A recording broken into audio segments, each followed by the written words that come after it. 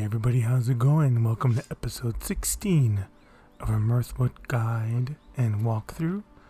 Today we're going to be doing Light Pockets, Heavy Hearts. We started this quest a couple of episodes back where we gathered some clues in town. Now we have to go to that area on the map and find the campsite.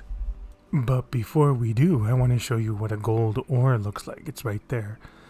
Before you start mining gold ore, make sure you have the extra ore excavator card equipped, just like I did right there. There's a big difference in getting 3 gold ore from getting 5 or even 7 gold ore like I just got right now. And there's a lot of gold ore in the plains, so I would advise you that as you're traveling and you see them, just stop by and pick them up. It's really the best way to grab a whole bunch of gold before we get out of here.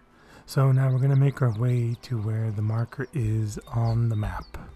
So be careful as you're walking along the plains for boars and other such unseemly creatures. Pick up all the gold ore you see along the way, as I said.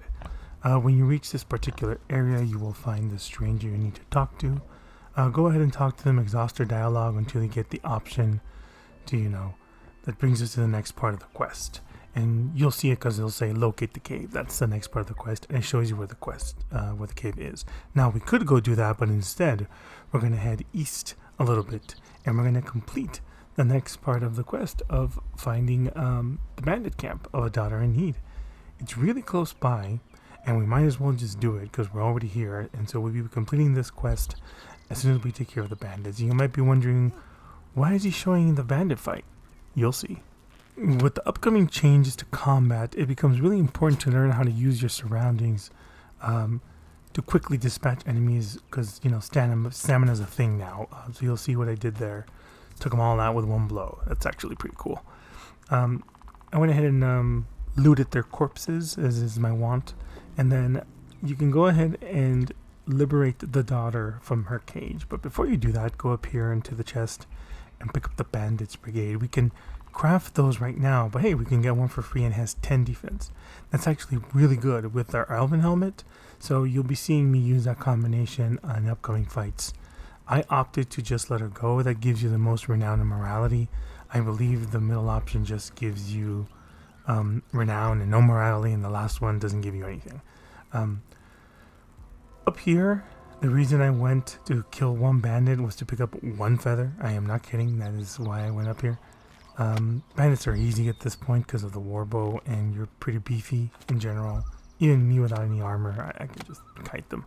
But again, with the changes coming to combat, it won't be as easy to just say, just kite them, whatever. You'll run out of stamina, and you'll move slower when you're drawing the bow. So there's going to be a little bit more nuance to combat in the next patch that's coming to the game, which is awesome in my opinion. Alrighty, with those items being looted, we are going to head on back to where we came, and we're going to unlock our next fast travel spot, which is the Camp in the Heights. And the Camp in the Heights is actually just south west of here, so that's what we're going to do.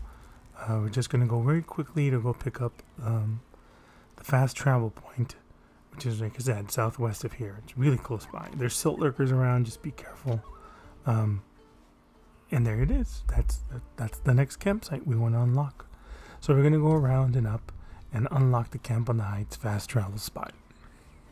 Because we're already here, we might as well just fast travel to our camp on the plains. And from the camp in the plains, if you remember the last episode where Serial was when we talked to him 2 episodes ago, directly north of him, literally a couple of feet away, is the entrance to the Thieves End. So it's actually really easy to navigate. So here we go. Just follow along the path, and there's where Serial was, so there's the entrance to the Thieves Den. It's hidden behind this tree. You can get stuck in the little area here. You just jiggle your way a little bit around, and you'll get through. Don't worry about it. So go ahead and enter the den, and you're going to find yourself with 2 things. One is a continuation of the quest, so there's your location discovered. So you're going to continue the quest that you started before. Of Light Pockets and Heavy Hearts, but you're also going to find a store, and we're going to look at that store right now in a little bit. Follow the left hand side until you meet the stranger. Go talk to her. She'll tell you who she is, and I am Trea.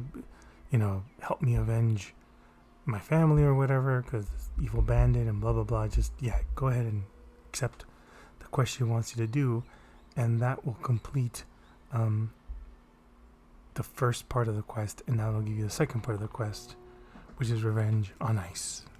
After you're done talking to her, head over to the right hand side past this guy to the store, and here you can see the Steelsong diagram. If you have enough money and you're a melee build, buy it. That is the strongest sword in the game, and this is where you get it, so keep that in mind. Once you finish buying the diagram or not, warp on over to the Foothills camp. So again, Steelsong, strongest sword in the game.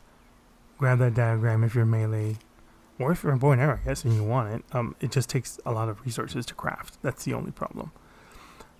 So from your camp, you're gonna head left and up. It's really literally next to your camp. You can't go wrong with it. And then Trea will be waiting for you in this little area, and you can talk to her, and she'll say, "Hey, come, let's go whoop the bandits' butts." And you'll be like, "All right, let's go do it." It's a relatively easy fight. There's like 3 or 4 bandits that you have to take care of, and then a tankier named boss. The bosses usually have yellow names on them, and they're tankier. She just stays there while you go in. And then she comes in later to steal all your thunder. There she is. She's like, "I'll get him." Thanks, Trea. You're the best. So once you've taken care of him and picked up the stuff, he has these really cool skulls that you can hang from the wall. I think that's really cool. A little gift you get from him. You speak to Trea, and she'll give you the diagram for another sword. This sword is considerably weaker than the Seafarer's sword. So theoretically, you could have come and done this quest first before heading off into the coast. And when we first started it, we could have done it, and maybe that diagram would have been more relevant. I don't know. It's up to everybody. But once we finish Revenge on Ice, we get the diagram and we're done. And we're gonna go check out the stuff we just got. So Revenge on Ice gives us a couple of things. I'm crafting gold bars. Might as well start, right? So there's a diagram I got, which is the Duelist blade, and you can see that it's not as strong. It requires less steel, but it's not as strong as the Seafarer's. At this point, I don't need steel anymore. I'm done crafting what I need to craft, so I might as well just get the next strongest sword, which is the Seafarer's. But to be honest, I don't need silver either. I've already crafted my silver pickaxe, so at this point I'm wondering, well, I just might as well just farm up some silver and get the winner's bite, and that'll be the end of it. That's the second strongest sword after the Steelsong. So yeah, that's where I am at this moment. I warped back to the camp on the heights because we're gonna go do another contract quest. So we picked this one up and this one you do not want to do quickly. This is a Mistress of the Moor. And if you see the contract, it tells you, hey, go this place and investigate the ruins and the Mistress of the Moor. We're in the ruins of the Mistress of the Moor, right by our campsite. So it's very convenient. We just read the letter, and the letter tells us to go west and investigate the barn. So on my way to investigate the barn, you'll find a ton of gold ore.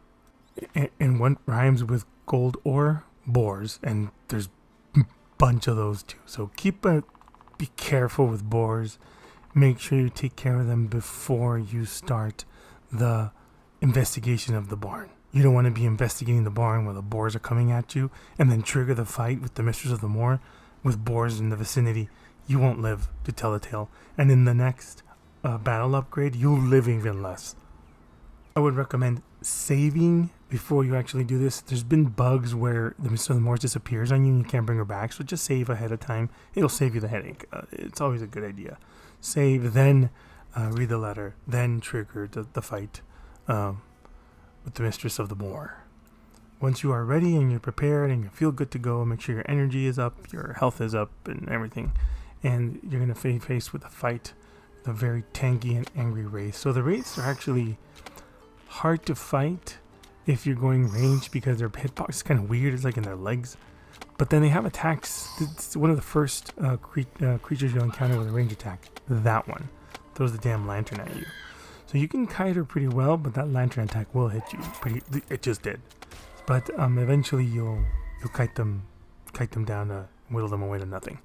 With the battle upgrade, that kiting is going to be a lot more difficult, and you might need to learn how to discern their attack patterns. Here, I wanted to show you how much gold ore I've collected, just from walking from the barn to the crossroads. That's how much gold ore I have, almost 60 gold ore. So, equipping that skill card is worth it, and grabbing all that ore. So I talked to Helen. She was at the inn waiting for me in the crossroads. After I defeated the Mistress of the Moor, that's what I'm prompted to go do. So I went to go talk to her, and they give me the diagram for a really cool sword. And I'm pretty much done. I picked up a whole bunch of gold.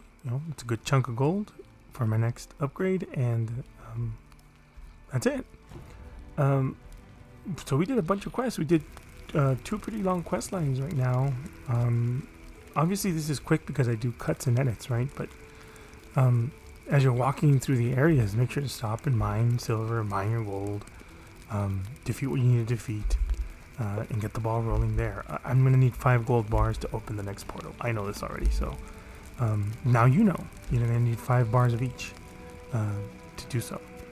So now I'm going to show you really quickly the new stuff that we got. So Mireblade diagram, and then we got another sword. So here we go. We have the Duelist blade, which you've already seen. It just requires steel. Again, Seafarers is better, a little more steel. Winter's Bite's even better, and it just requires silver. Here's the Elven sword. I think I had already shown you that before. The Mire sword contains Mireblade contains emerald. It's kind of cool. You can use that if you want. Steel and emerald. The damage is not very good, so I still think I'm going to save up for the Winter's Bite. And that seems to be my best bet right now. But there's a bunch of stuff we can craft now, which is really cool. If you've been following along, for melees, you keep getting swords. For archers, not as much. So that's going to end the video. I'm not going to quest out anymore. The next episode, we're going to find the shrine in the plains, and then we're going to go ahead and explore the quarry, complete that quest line, and do some more stuff. Alright, hope you've been having a blast. Look out for that update, the new battle system, which is actually pretty fun. And if you have a good one.